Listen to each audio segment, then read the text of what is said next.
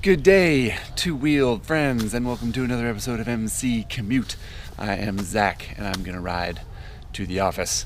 On today's show, we've got Kawasaki's Z900. Pretty nifty looking little bike, right? Kawasaki's got a Z800, and they got a Z1000. And now there's a Z900? What's up with that anyway? Well, let's ride to the office and talk about it already, shall we? Alright.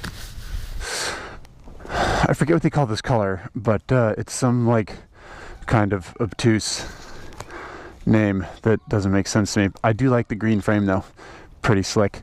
Notice this big scoop here, like how low the seat looks. We're gonna talk about that because it's actually pretty low, which is cool.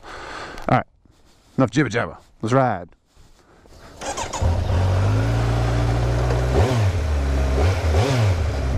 Okay, so the basics of the Z900. You got 948cc inline 4, I believe. So more displacement than 900 cc's. The Z800 was about 800 cc's on the nose, I think 806 or something, if memory serves. The Z1000, more than 1,000 cc's. I think it was a 1043. Also, I'm referring to those bikes in the past tense. They're still around. You can still buy a Z800 and a Z1000. But word on the street is that the Z900 will end up replacing both of them because the Z900 is the newest, and also there's no Z1000 or Z800 technically as 2017 model years, I don't think, which means, yeah, it sort of seems likely that Kawasaki will just keep the Z900 and not those two other bikes. Anyway, in talking about the Z800 and the Z1000, the Z900 that I'm riding here shares more architecture, more DNA with the Z1000, the engine anyway. One of the things about the Z800 that always kind of was a mark against it a little bit was that it was so heavy. It was heavier than it is heavier than the Z1000, which, how does that work, right? The Z900 is lighter than both. It's something like 50 pounds lighter than a Z800 and like 25 pounds lighter than a Z1000, something like that. So yeah, you're talking more like 460 or something for the Z900, which is, you know, not bad. Also, that nice low seat height that I was talking about, just 31.5 inches, something like 31.3 maybe. It is noticeably low, very low. I would have a taller seat if it was up to me. Kawasaki makes one, I forget what they call it, but it's like an inch taller. That's what I would do, just because I'm kind of lanky and I prefer to have the leg room while I'm riding. But it's cool that they have a, you know, a bike with 100 some odd horsepower that I mean, is a sort of genuine naked street fighter that has a low seat height. That's cool. Juicy, fresh tarmac. We've been cruising through construction for, you know, a couple months now. You guys have too. You MC Commute faithful, you've been watching this construction. Well, now we have fresh blacktop. Very satisfying. Like I said, the low seat is a little too low for me, but otherwise very comfortable. Yeah, sort of what you'd expect from a naked bike. Flat bar, foot pegs are in the right place because Kawasaki knows how to make motorcycles. And yeah, comfortably upright, but lean forward enough just to be sporty, which is cool. One thing that really impressed me about the Z900 is the engine being so smooth. It's really smooth. I'm pulling 4,500 revs right now, and it's just butter. It's awesome. It gets a little buzzy at about 6 grand, but you don't really need to flirt with that, frankly. The ground is so accessible, so easy to touch. Straight flat footing. The dash does this neat trick. I guess we could check out the dash now, just the heck of it. You can change the little digital tack to do different things. I chose this one that has the sort of like tracer. I don't know why. I think it's cool.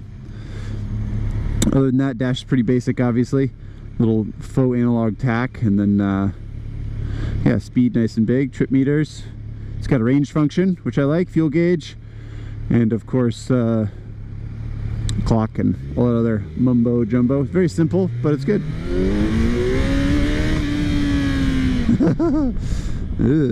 Wheelies, wheelies.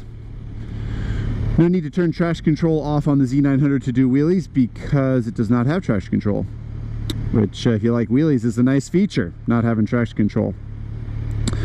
So yeah, here we go, first little straight stretch. Experiment with the acceleration. Oh, dude brought in the Subarus.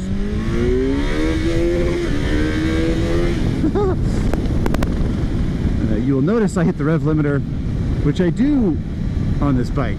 Actually, I've done that a few times.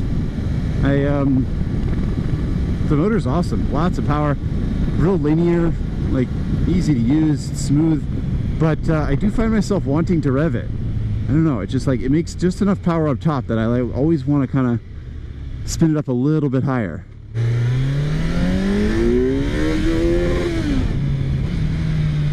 Red light, we can talk about brakes. Ugh. Brakes are good. Brakes are Nissan. They are nothing special, but they work pretty well. The pads are a little bit more aggressive than I was expecting them to be, frankly. Yeah, I kind of thought the brakes would be a little soft, but they're pretty good. The ABS on this here ABS model that I'm riding, it engages a little early for me. I kind of wish it gave me a little bit more latitude, but you know, that's the way it goes. Trying to keep me safe, I guess. No, I don't want to miss that green light up there. It takes forever.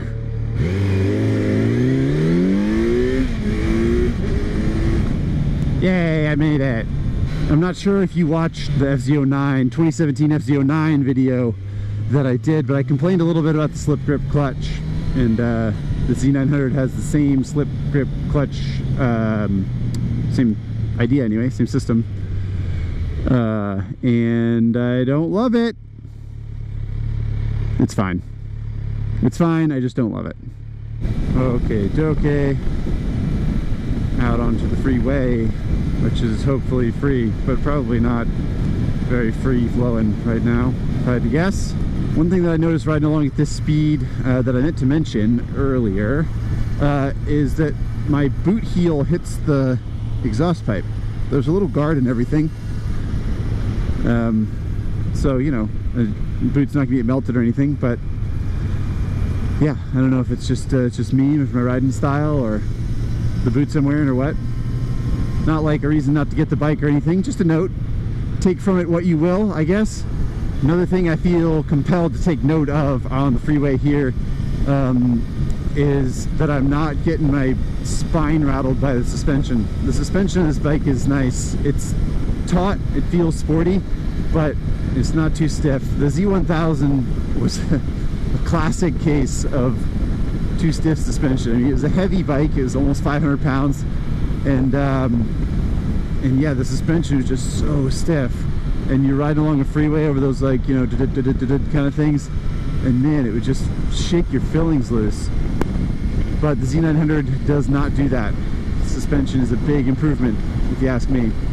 Good roll-on power too. We're going 70 miles an hour now. Open the throttle, 80, 90. I mean, you don't really need a motorcycle to be faster than that. I'm sure it gives up some mid-range and some torque to the Z1000, but honestly, practically, it's not a big deal. This engine has got plenty of stomp. As we peel through a corner, more fresh blacktop. The Z900 handled twists and turns pretty darn well, I have to say.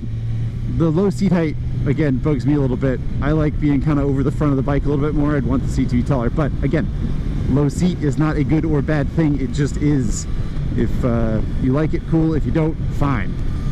One thing that I have not gotten along especially well with for some reason is the transmission, and I don't really know why. I don't know. And that actually brings up an interesting point. If someone ever tells you that something sucks or is awesome, but they can't tell you why, that's a big red flag.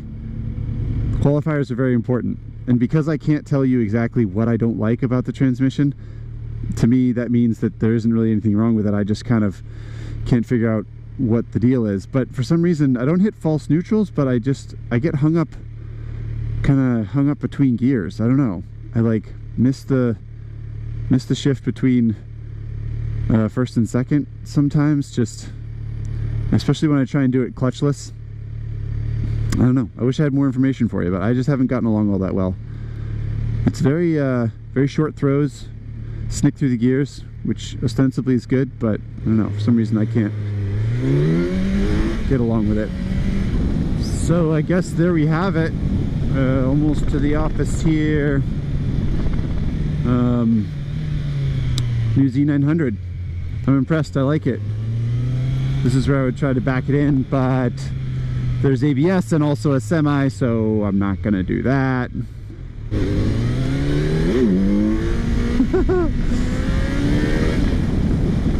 Does good wheelies, this Z900, I'll give it that. So price, I think we've talked about everything else, I hope so. $87.99 for this Z900 ABS. You save $400 if you opt out of ABS, which means you'd be able to back it in back there. But I don't know, to me $400 for ABS is a pretty good deal. It's a nice safety feature, of course, and it's not much of a premium. Also, I think it's worth noting that that's a pretty good price for this bike. I don't know, cheaper than an FZ09 now. FZ09 was famously cheap for the past few years, and now this bike's undercutting it, which is pretty good. Even spools it up in the dry. About that. So the upshot here, I'm going to park the Z900 in the sun so we can get that spicy green frame in the shot. Woo, yeah. That's kind of a cool looking little bike. I like it. I shouldn't call it little. It's almost 1,000 cc's.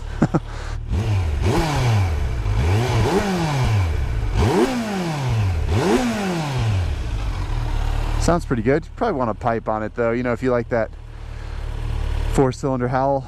So yeah, I mean, let's go over what we learned here. We learned that it's lighter than a Z1000 and way lighter than a Z800. It's the same price as a Z800, way cheaper than a Z1000, like thousands of dollars cheaper than a Z1000. If I were Kawasaki, I'd replace the Z800 and the Z1000 with this bike. It's good, it's better than those bikes. Good job, Kawasaki. I'm already looking forward to the next ride on Z900. Until next time, MC commuters, see ya.